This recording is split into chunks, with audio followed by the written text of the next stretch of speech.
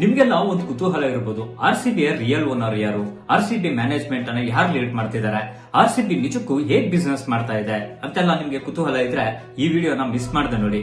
ಯಾಕಂದ್ರೆ RCB 2015ಕ್ಕಿಂತ ಮುಂಚೆ ಇದ್ದಿದ್ದೇ ಬೇರೆ, ಈಗ ಇರುವಂತ RCBನೇ ಬೇರೆ.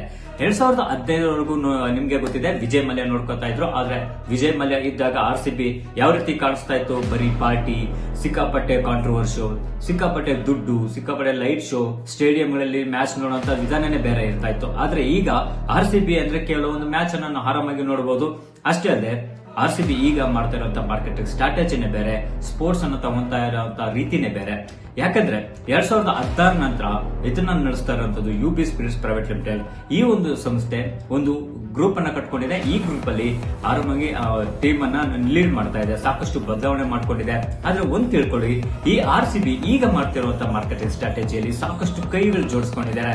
ಅಂದ್ರೆ ನಿಮ್ಗೆ ಗೊತ್ತಿದೆ, ಕಜಾರಿಯಾ ಇರ್ಬೋದು, ಪೂಮಾ ಇರ್ಬೋದು, ಸಿಕ್ಕಾಪಟ್ಟೆ ಬ್ರಾಂಡ್ಸ್ RCB ಕೈನಲ್ಲಿದೆ. ಆದ್ರೆ RCB ಕೇವಲ IPL ಟೀಮ್ ನಲ್ಲಿ ಅಷ್ಟೇ ಅಲ್ಲ, RCB ವರ್ಷ ಪೂರ್ತಿ ಬಿಸ್ನೆಸ್ ಮಾಡುತ್ತೆ. ಈ ಟೈಮ್ ನಲ್ಲಿ RCB ಏನೇ ಮಾಡಿದ್ರು ಈ ಕಂಪ್ನಿಗಳು RCB ಗೆ ಸಪೋರ್ಟ್ ಕೊಡ್ತಾ ಇದೆ.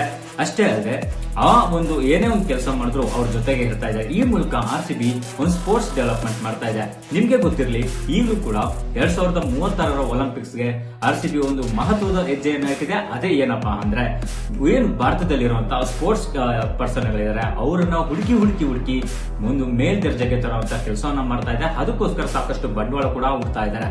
ಸಾಕಷ್ಟು ಕೋಚುಗಳನ್ನು ಕೂಡ ಇವರು ಸಾಕಷ್ಟು ಹುಡುಕ್ತಾ ಇದ್ದಾರೆ. ಆ ಮೂಲಕ ಏನು ಇಂಡಿಯನ್ ಸ್ಪೋರ್ಟ್ಸ್ ಅಥ್ಲೀಟ್ಸ್ ಇದ್ದಾರೆ ಅವ್ರನ್ನ ಇಂಟರ್ನ್ಯಾಷನಲ್ ಮಟ್ಟದಲ್ಲಿ ಹೇಗ್ ತರಬಹುದು ಅಂತ ಪ್ಲಾನ್ ಮಾಡ್ತಾ ಇದ್ದಾರೆ. ಡಿಯರ್ ಫ್ರೆಂಡ್ಸ್, RCB ಏನೇ ಮಾಡಿದ್ರು ಅದೊಂದು ನೆಕ್ಸ್ಟ್ ಲೆವೆಲ್ ಅಲ್ಲಿ ಕೆಲಸ ಮಾಡ್ತಾ ಇರುತ್ತೆ. ನಿಮ್ಗೆ ಗೊತ್ತಿದೆ, ಈಗ ಒಂದು ರಜತ್ ಪಟೇದಾರ್ ಕ್ಯಾಪ್ಟನ್ ಆಗಿದ್ದಾರೆ.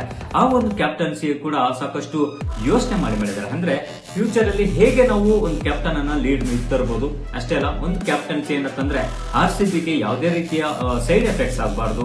ಈ ರೀತಿ ಯೋಚನೆ ರಜತ್ ಪಟೇದಾರ್ ಅನ್ನ ತಂದಿರುವಂತದ್ದು ಸಾಕಷ್ಟು ಬದಲಾವಣೆ ಮಾಡುತ್ತೆ. ನಿಮ್ಗೆ ಅನ್ಸುತ್ತೆ, ಮುಂಚೆ ಇದ್ದಂತ ವಿಜಯ್ ಮಲ್ಯ ಒಂದು ಲೀಡರ್ಶಿಪ್ ಚೆನ್ನಾಗಿತ್ತ? ಅಷ್ಟೇ ಅಲ್ಲದೆ ಈಗ ಮಾಡ್ತಿರುವಂತ RCB ಒಳ್ಳೆ ಕೆಲಸ ಮಾಡ್ತಾ ಇದೆಯಾ?